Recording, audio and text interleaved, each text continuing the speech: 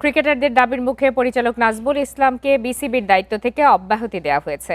BPL সহ সব ধরনের ক্রিকেট বয়কটের সিদ্ধান্তের আলটিমেটামের পর নাজমুলকে নিয়ে কঠোর পদক্ষেপ নিতে বাধ্য হলো বোর্ড। এসব বিষয়ে আলোচনা করতে এই মুহূর্তে আমাদের সঙ্গে যোগ দিয়েছেন ক্রীড়া বিশ্লেষক সঞ্জয় সাহা পিয়াল। সঞ্জয় সাহা পিয়াল, আপনাকে স্বাগত জানাচ্ছি ইন্ডিপেন্ডেন্ট টেলিভিশনে।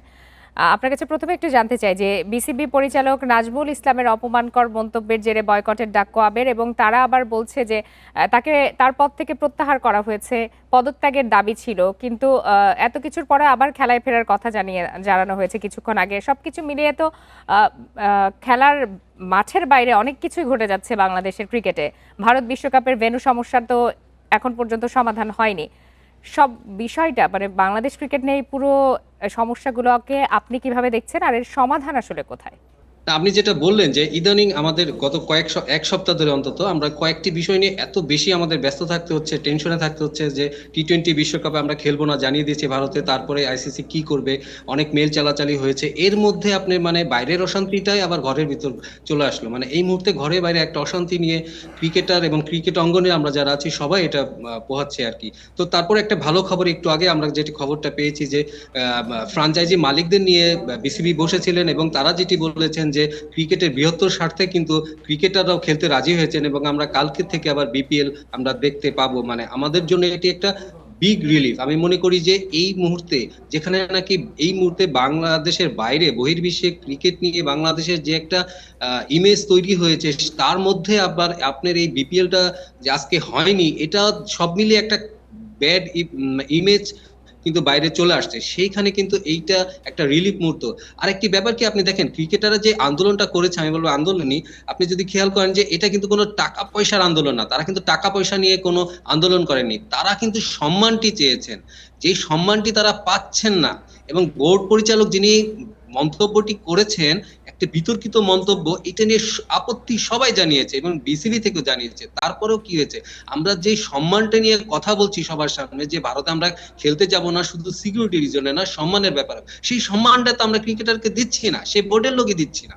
তাহলে আপনি কিভাবে একটি লোক, আমরা যখন বলি যে একজন ব্যক্তি কিন্তু দলের চেয়ে বড় না, কিন্তু এখানে পুরো ক্রিকেট সমাজের একটি ব্যাপার, যে পুরো ক্রিকেট সমাজকে তিনি, মানে আমি বলবো যে তিনি অপমান করেছেন, যে টাকা পয়সার যে কথাটি বলেছেন, যে খোটাগুলা দিয়েছেন তিনি। তো এইখানে কিন্তু একজন ব্যক্তি বড় হতে পারে না, সেটি কিন্তু প্রমাণ হয়েছে। ক্রিকেটাররা একাট্টা থেকেছেন এবং আজকে যে সিদ্ধান্তটি নিয়েছেন তারা আবার মাঠে ফেলছেন, কারণ এটা ক্রিকেটেরই স্বার্থে। এটা পুরো ক্রিকেটটা নিয়েই আমাদের জীবন, আমাদের খেলাধুলা। এই ক্রিকেট অঙ্গনে তো একটা বিগ রিলিফ বলতে পারবে এটা। নিঃসন্দেহে এটি বিগ রিলিফ। সঞ্জয় সাহা, একটু তারপরেও জানতে চাই যে দেশীয় এবং আন্তর্জাতিক অঙ্গনে বাংলাদেশ ক্রিকেট নিয়ে যা চলছে, সেক্ষেত্রে আপনার কি মনে হয় এখানে কোনো ষড়যন্ত্র কাজ করছে? ষড়যন্ত্র আপনি দেখেন, আমরা কিন্তু বেশ 3 তারিখের পর থেকে যদি আমরা দেখি, প্রত্যেকটা ধাপ আমরা দেখি, যে প্রথমে মুস্তাফিজের ব্যাপারটি এসেছে, তারপর আমরা প্রতিক্রিয়া দেখেছি, তারপরে আপনার তারপরে আবার বিসিবি পরিচালকের একটি মন্তব্য, সবকিছু মিলে যে এই পুরা জিনিসটা হযবরল। এখানে কিন্তু আপনি ষড়যন্ত্র চেয়ে আমাদের নিজেদের ট্যাকেল করার ব্যাপার, যা কৌশলী হওয়ার ব্যাপারটা, সেটা কিন্তু খুব জরুরি ছিল। এই মুহূর্তে আমরা যে একটি পজিশন নিয়েছি যে আমরা ভারত খেলতে যাব না নিরাপত্তার কারণে, সেইখানে কিন্তু আপনি সব জাতিরা চটালে হবে না। আপনার যেটা দেখলাম যে ষড়যন্ত্রের বাইরেও কিন্তু এখানে আমাদের কৌশলী যে ব্যাপারটা, আমরা কৌশলে কিছু কিছু ভুল করেছি। আমার মনে হয় যে যে কৌশলীটা হওয়ার দরকার ছিল, আইসিসির মেইল করা, প্রত্যেকটা শব্দ ওদের কাছে পাঠানো, সবকিছু ভ্যারি করে। সব মিলে আমি মনে করি যে আমাদের আরো সমন্বয় দরকার আছে। এই সমন্বয়হীনতাটা রয়েছে, এটা বিসিবিতে রয়েছে, এটা সবখানে রয়েছে। সেক্ষেত্রে এই সমন্বয়টা আসলে কিভাবে করা সম্ভব? না, সমন্বয়টা আপনি দেখেন, এইখানে আমরা বিসিবির উপরে, বিসিবি আমাদের গভর্নিং বডি, সেখানে বিসিবির দায়িত্ব, আপনি মনে করেন যে ক্রিকেটারের স্বার্থ যেমন দেখতে হবে, তেমনি আইসিসির সঙ্গে তারা যে মেল চালাচালিটা করছে, আইসিসির সঙ্গে যে বার্গেনিং করছে, সেখানেও কৌশলী হতে হবে। তো আপনি এখানে ক্রিকেটারদের খেপিয়ে একটি ঘরের ভিতরে একটা অশান্তি তৈরি করে আপনি বাইরে যখন নাকি ব্যাটেলটা নামবেন, তখন কিন্তু আপনি মোরালি ডাউন হয়ে যাবেন। আজকে বুলবুল ভাই, আমরা আমিনুল ইসলাম বুলবুল মুখের দিকে চেয়ে দেখেছেন, তার চেহারাটা দুপুরবেলা আমরা দেখছিলাম, তার কিন্তু ভিতরে একটা হতাশা, একটা মানে কেমন যেন একটা ব্যাপার, তিনি মানে ভবিষ্যৎ কি হবে সবকিছু মিলে তার ভিতরে কিন্তু একটা মানে সেই আগের মতন তাকে ভীষণ দুশ্চিন্তাগ্রস্ত মনে হয়েছে।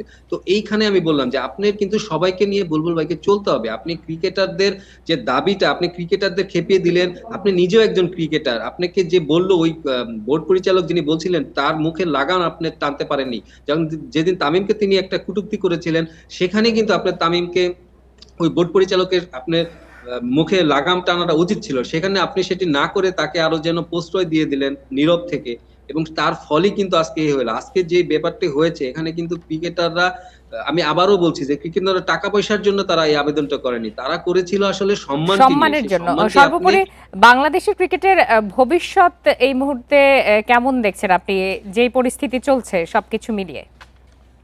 দেখেন, বিপিএলটা আমি মনে করি যে মোটামুটি একটু শান্ত হয়েছে, সলভ হয়েছে। এখন আমাদের আন্তর্জাতিক যে আমরা যে বার্গেনিংটা করছি, আমরা জানি যে আইসিসির একটি প্রতিনিধি দল আমাদের বাংলাদেশে আসতে পারে, এবং এই মুহূর্তে যদি আমাদের আমি মনে করি যে বিশ্বকাপ খেলাটা আমাদের আসলে ভীষণ ভীষণ জরুরি। কারণ এই বিশ্বকাপটা যদি আমরা না খেলতে পারি যে কোনো কারণে, এর ইফেক্ট কিন্তু শুধু ক্রিকেটীয় পয়েন্ট গুলাতে থাকবে না, কারণ আমাদের পয়েন্ট নেপাল এবং ইতালির সঙ্গেও খেলা আছে। আমাদের কিন্তু সেখানে আমরা যদি না খেলি, ধরা হবে যে আমরা তাদের সাথে আমরা পয়েন্টটা দিয়ে দিয়েছি, আমাদের র্যাঙ্কিংটা নিচে নেমে যাবে, এবং তার পরবর্তীতে যে ইফেক্টটা পড়তে পারে সেটা আপনার মনে করেন যে বা এই এপ্রিলে নিউজিল্যান্ড আসার কথা, জুন জুলাই আপনার অস্ট্রেলিয়া আসার কথা, ভারত আসার কথা সেপ্টেম্বরে, তার নভেম্বরে সাউথ আফ্রিকা আসার কথা।